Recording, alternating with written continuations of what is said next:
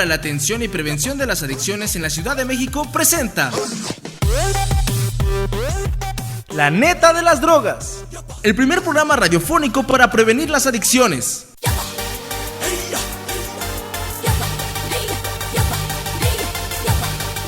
Con Sofía Sobreira, Stephanie Pandal y Diego Rizzo. ¡Iniciamos!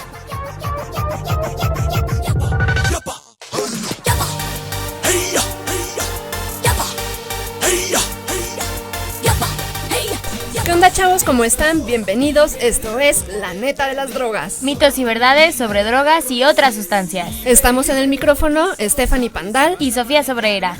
Quédate con nosotros, hoy vamos a hablar de reclusión y drogas. Y para hablar del tema de hoy nos acompaña el doctor Gustavo Castillo, especialista del Instituto para la Atención y Prevención de las Adicciones en la Ciudad de México, que todos conocemos como IAPA. Gracias, doctor Gustavo, por estar con nosotros. Bienvenido. No, al contrario, muchas gracias por invitarme y estoy a sus órdenes. Gracias. Doctor Gustavo, el tema suena pues importante porque la verdad yo le pregunto, hablamos de las drogas, bueno, cuando se consumen en la cárcel. Bueno, el tema realmente sí es importante y muy importante. Lo que pasa es que la gente prefiere ignorarlo. Pero sí es un tema de relevancia por todo lo que trae aparejado, ¿no? Las drogas y la delincuencia van agarraditos de la mano. De hecho, en una encuesta que se hizo en el 2010 en la Subsecretaría del Sistema Penitenciario, resultó que el 40% de los internos, de las personas que estaban privadas de la libertad, habían cometido el delito bajo el efecto de una droga. Y aquí debo de aclarar que nos faltó investigar cuántos habían cometido el delito, pero en un síndrome de abstinencia. Entonces, tranquilamente, este problema nos lleva a que el 80%, si no es que más de la población, cometió el delito, ya sea por el efecto de la droga o por falta de esta. Entonces, creo que sí es un tema muy importante. Da un poco de miedo pensar en la cárcel, ¿no? Pues sí, por todo lo que trae atrás, ¿no? Todas las historias que se cuentan, que lo cierto es que estas historias se quedan cortas, porque la realidad al interior de los centros, pues es muy difícil, la vida al interior de los centros es muy difícil. Y también está el caso de que no consuman y adentro de la cárcel empiezan a consumir. No, mira, las estadísticas que llevó a cabo la subsecretaría, el tamizaje que hizo la subsecretaría, nos habla de que aproximadamente un 10% de la población no consume drogas ilícitas, ¿sí? Uh-huh. Pero casi el 100% sí consume alcohol de una u otra manera. La severidad de la adicción es diferente en cuanto a alcohol, de tal manera que de toda la población penitenciaria, el 7 o 8% tienen una manera grave de beber, ¿sí? Okay. Doctor, ¿cómo es la vida en la cárcel? En pocas palabras no te lo puedo explicar, pero es muy difícil, no se lo recomiendo a nadie. Entonces, lo que sí puedo decirte es que pues hay que evitar. Pues, pero explíquenos un poco, doctor, cómo es, cómo se siente la gente, cómo es el ambiente. Te digo que en pocas palabras no te lo puedo explicar, pero bueno, me voy a ir a tratar de explicártelo. Al interior de los centros, todo tiene un costo, todo tiene un precio. La comida, el sitio para dormir, el bañarte, todas sus necesidades deben ser satisfechas a través de un costo. Todo tiene un precio. Pero desgraciadamente no hay trabajo, o el trabajo que hay es mínimo, de tal manera que las personas, los internos, tienen que recurrir a la familia para pedirles recursos. Pero la gran mayoría a lo que se dedican es a robar al interior de los centros, o prestar servicios, muchos servicios, de tal manera que por 10 pesos pueden matar a una persona. Por 20 pesos pueden matar a una persona. Mucha gente que en la calle la ves normal, entre paréntesis, puede llegar a prostituirse por 5, 10 pesos. Estamos hablando de hombres. No quiero meterme con mujeres, pero con hombres llegan a la prostitución por una piedra que al interior de los centros cuesta 5 pesos. ¿Qué es eso de piedra? La piedra. La piedra es el crack, es la cocaína, pero en una presentación muy especial, en la cual ya lleva todo un proceso para su elaboración. Esa es la piedra, que es una sustancia muy adictiva. ¿Y las drogas, quién la vende? los propios internos, no quiero hablar de más, pero algunas autoridades también están coludidas. Ok. ¿Y las personas son llevadas a la cárcel por consumir cualquier droga o por infringir la ley debido a los efectos de las drogas o por las dos? Bueno, la gente no va a la cárcel nada más por tener droga, ¿no? Uh-huh. Por eso ya se crearon algunas leyes para protegerlos, como es la ley de narcomenudeo. Pero aquellos que exceden cierta cantidad que tiene permitida la Secretaría de Salud, en este caso la Ley General de Salud, te voy a poner un ejemplo, marihuana. Una persona puede portar 5 gramos de marihuana y se toma como que es un usuario. Si esta persona se le encuentra con más de los 5 gramos, pero sin exceder esta cantidad multiplicada por 1000, se toma como que es... no encuentro la palabra, pero es una persona que se dedica a venderla, ¿sí? No se toma como narcotraficante. Uh-huh. Entonces se le da ciertas prioridades en cuanto a su libertad. Puede quedar en libertad bajo una fianza siempre y cuando el juez se la conmute y lo mande a un tratamiento. Okay. Pero los que traen las 5 gramos son usuarios, se les manda a un tratamiento la tercera vez que se les detiene, antes nada más se les amonesta, pero aquellos que pasaron de esa multiplicación, te digo, 5 gramos por 1000 nos da 5 kilos. Los que tienen más de 5 kilos, entonces sí ya son narcotraficantes. Uh-huh. Y esos van directitos a la cárcel. Ese es un ejemplo.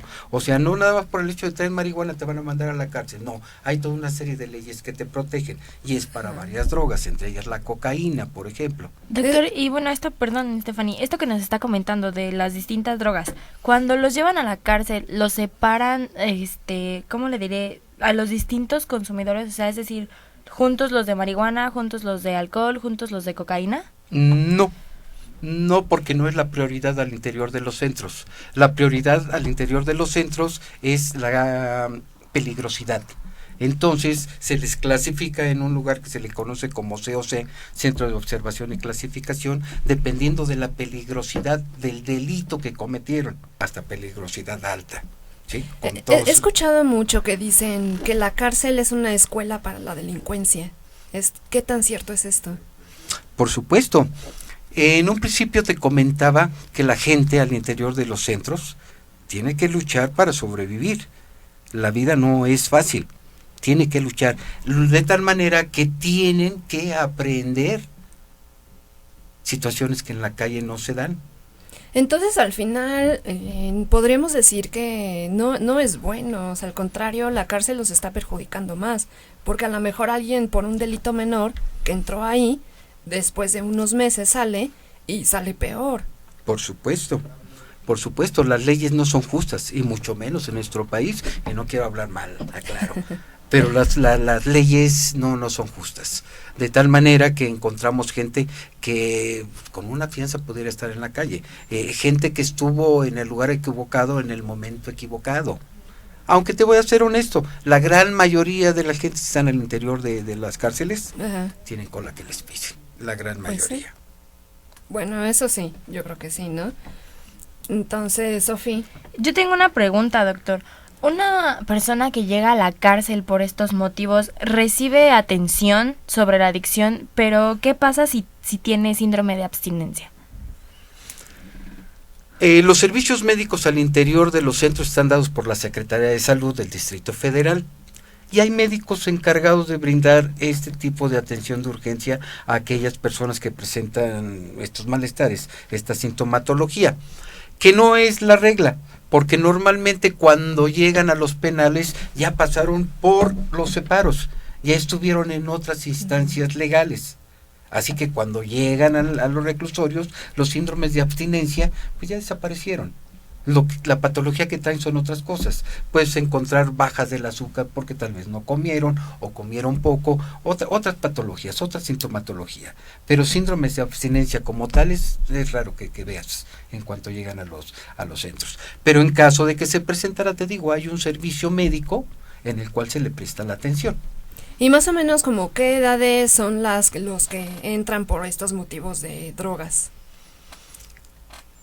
Me voy a referir a la estadística que tiene el IAPA precisamente, la estadística que tiene el IAPA de la ley de narcomenudeo. Resulta que con las adecuaciones que se le hicieron a esta ley, las personas ya no van a la cárcel, lo que hablábamos hace rato, se les manda tratamiento. Bueno, de las personas que han sido derivadas al IAPA, para que a su vez el IAPA les asigne tratamiento en los centros que tenemos registrados, resulta que la edad promedio de las personas que acuden está entre los 18 y 25 años de edad. Son personas muy jóvenes. Y es una ley que está funcionando. Y está funcionando porque esta gente que es productiva, porque también lo arrojó la estadística, es productiva, son gente que tienen un trabajo, no tiene que perder ese trabajo por estar en la cárcel, pueden continuar con él. La gran mayoría son estudiantes y tienen una familia. Son leyes buenas, son leyes positivas, porque estamos evitando que una persona productiva, joven, con una familia, que únicamente utiliza marihuana para sentirse bien, para relajarse, no vaya a dar a esas escuelas del crimen. Y entonces, bueno, las edades que nos está mencionando, a estas edades el cerebro ya está maduro, ¿no es así? A los 18 años se puede decir que sí, le falta un poquito, pero pues ya están del otro lado, ¿no? Aunque te quiero decir una cosa, lo que no estamos midiendo aquí, lo que no tomamos en cuenta es cuándo empezó el consumo. Ajá. Ese consumo lo pudo haber empezado a los 10, 11, 12, 13 años. Cuando lo detienen ya tiene 18, pero no sabemos cuántos años ha consumido. Lleva, sí. De que puede haber un daño cerebral, no puede haber. Doctor, ¿y le puede pasar a cualquier joven? Por supuesto que le puede pasar a cualquier joven. Es como una enfermedad, es como una gripe. Estamos expuestos. Nada más que debemos de tener factores protectores y hacer uso de ellos. Debemos de tener información, que es una de las misiones del IAPA. Brindar información para que los jóvenes tengan cómo protegerse, que aprendan a decir no. Eso es lo principal. Pero de que estamos expuestos, o están expuestos los jóvenes a consumir drogas, están.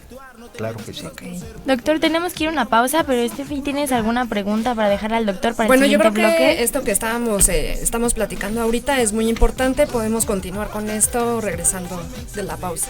Amigos, quédense con nosotros. Esto es La Neta de las Drogas. Esto es La Neta de las Drogas, con Sofía Sobreira, Stephanie Pandal y Diego Rizzo. ¡Continuamos!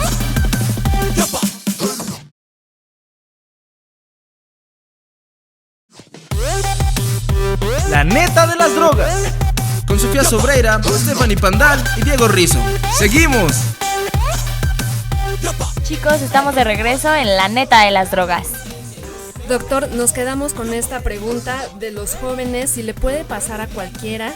Y tengo otra pregunta, si consumen, o más bien consumen para agarrar valor y poder cometer un delito. Bueno, mira, en relación a la primera pregunta, si cualquiera está expuesto a sufrir una detención, por supuesto que sí, y no solo consumiendo drogas, sino nada más se necesita estar en el lugar equivocado en el momento equivocado, y más consumiendo drogas. Si pasa sin consumir, peor tantito consumiendo, ¿sí? Es un factor predisponente para que tengas problemas con la ley. En relación a lo segundo que me preguntabas, perdón, ¿qué me preguntaste? Ajá, que si consumen para darse valor y poder llevar a cabo el delito. Perdón, en relación a lo segundo que me preguntabas, es muy variado. Hay gente que sí consume para bajar la ansiedad, pero son aquellos que apenas empiezan a delinquir. La gran mayoría de las personas que están en los centros son profesionales. La gran mayoría son profesionales. Y puede que consuman, que no tenían pensado cometer un delito, pero por consumir cometen un delito. La gran mayoría de ellos no piensan que es un delito. Eso es su modus vivendi. La gran mayoría, no puedo generalizar. Entonces para ellos no es un delito. Lo único que les preocupa es que por un error en cuanto a lo que planearon, vayan a ser detenidos. ¿Sí quedó claro? Ok. Sí. O sea, para ellos no está mal lo que están hechos. Por supuesto que no, la gran mayoría no. No quiero mentirte, pero si mal no recuerdo, el 70% de ellos tiene trastornos de la personalidad. Son personas antisociales. Así que de ahí saca tus conclusiones. Pero entonces, ellos, ¿qué es lo que pasa por sus mentes? O sea, o en los peores casos me voy a la cárcel o me voy al hospital o me matan. ¿Qué pasa en sus mentes?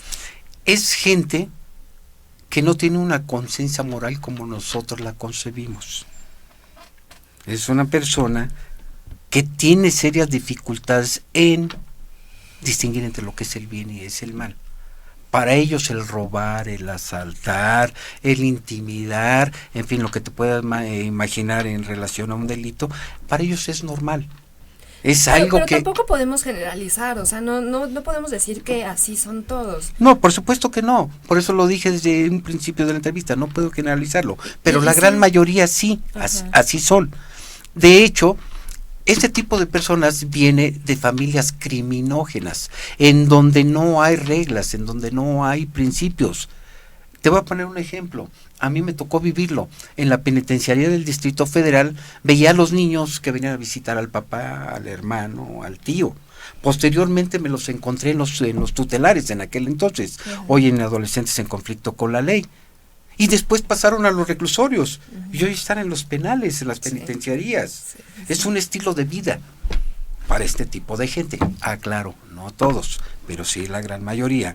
Hay mucha gente que está en los penales que no tendría que estar ahí, simplemente cometieron un error y este error, pues la gran mayoría también de las veces está influenciado por el alcohol, por las tachas, por la marihuana, por la cocaína.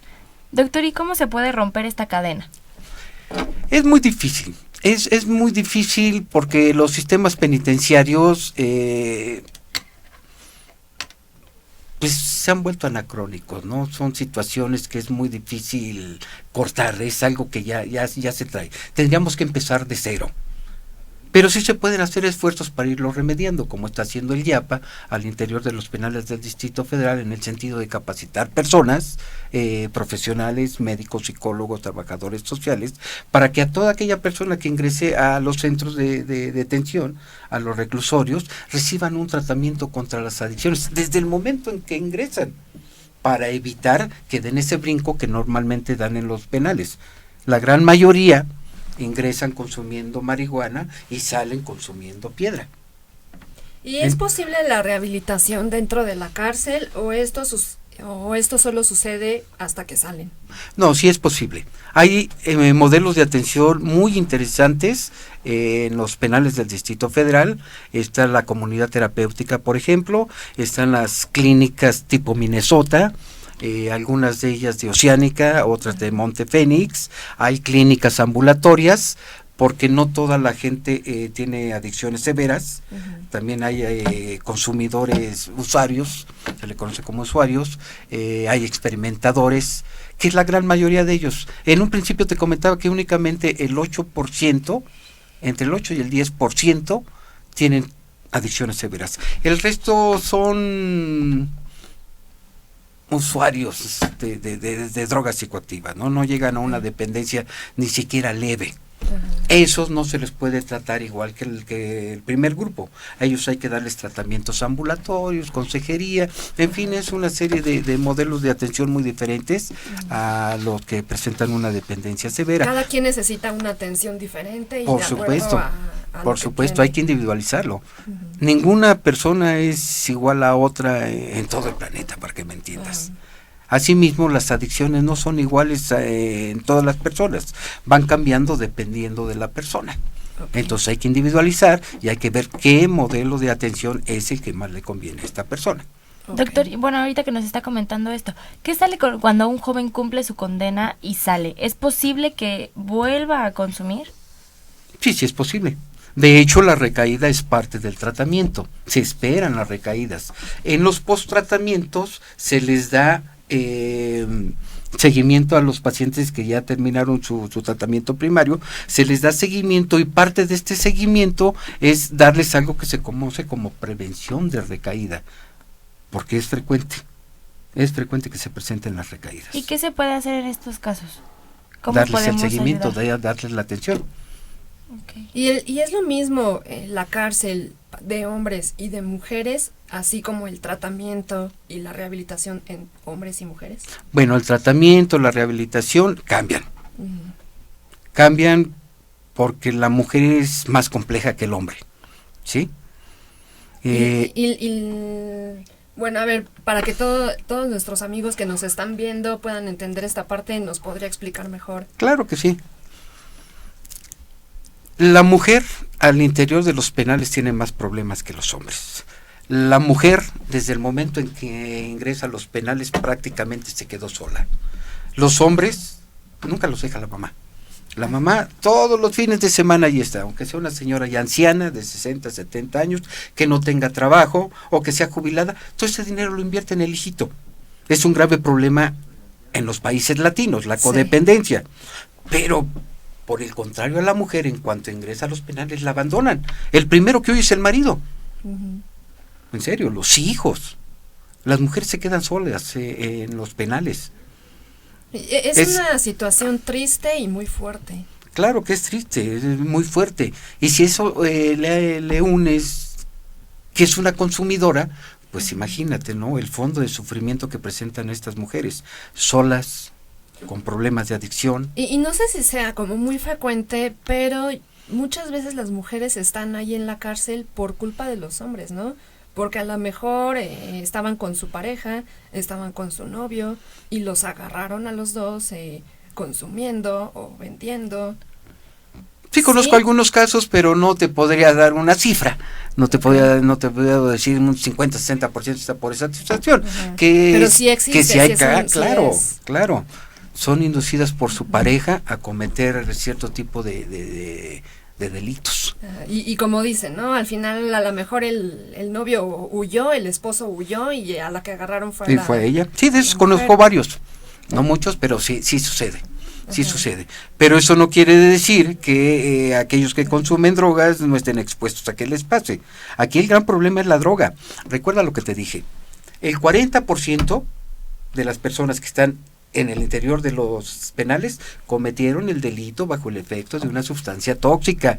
Y nos faltó valorar cuántos están al interior de los penales, pero por el síndrome de abstinencia. Sí. Que esto se puede doblar, entonces perfectamente podemos hablar que el 80% de las personas que están al interior de los centros están ahí por culpa de las drogas, de las sustancias psicoactivas, y eso hay que pensarlo. Exactamente, doctor, es que la verdad es un tema muy importante y muy extenso, que para que nuestros amigos escuchen y vean las posibilidades que tienen si consumen drogas y todo esto, ¿no? Doctor, y que no los conduce a nada bueno. Exactamente. No, también, como lo decía Stephanie, el caso de que pues estás y tu pareja te ofrece, ¿no? Y tú dices que sí, chan, te agarran. Y no solo tu pareja, ve a los centros de reunión de la gente de población en calle, por ejemplo, ¿sí? Y ves que llegan las niñas, las adolescentes, a monear. Se está volviendo si le puedo decir un deporte...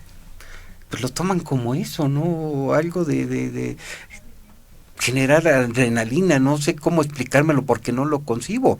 Pero niñas con uniforme, con la mona, con los amigos, y no precisamente el novio, con los compañeros de la escuela. Exactamente. Y una parte de la población muy importante es la gente de la calle, ¿no? Y que les pasa de todo y que están expuestos a todo.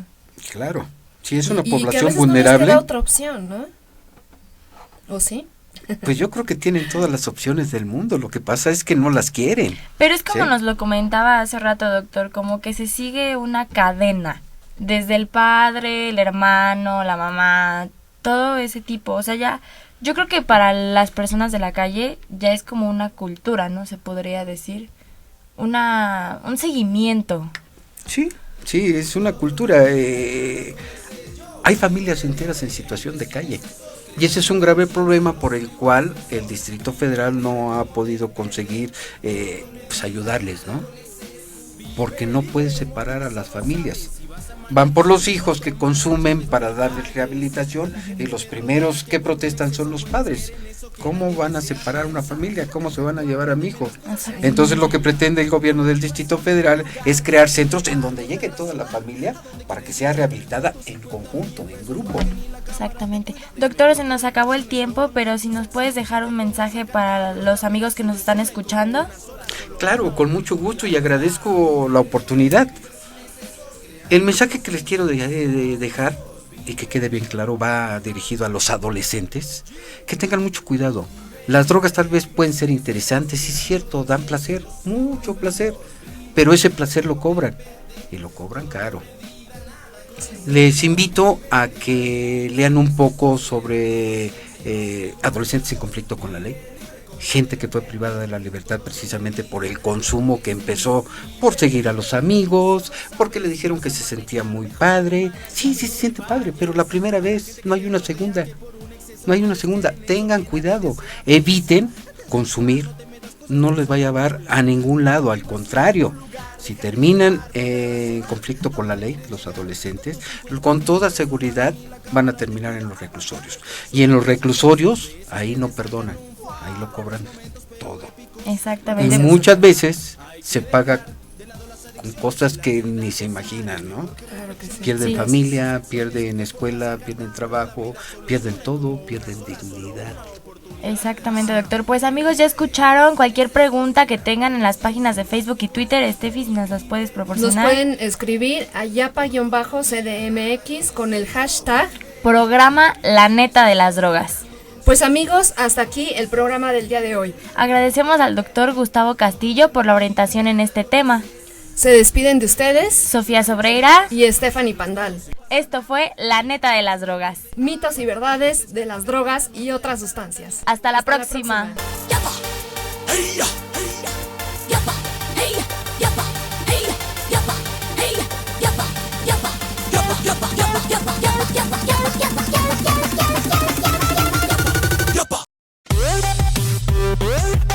El Instituto para la Atención y Prevención de las Adicciones en la Ciudad de México presentó La Neta de las Drogas, el primer programa radiofónico para prevenir las adicciones.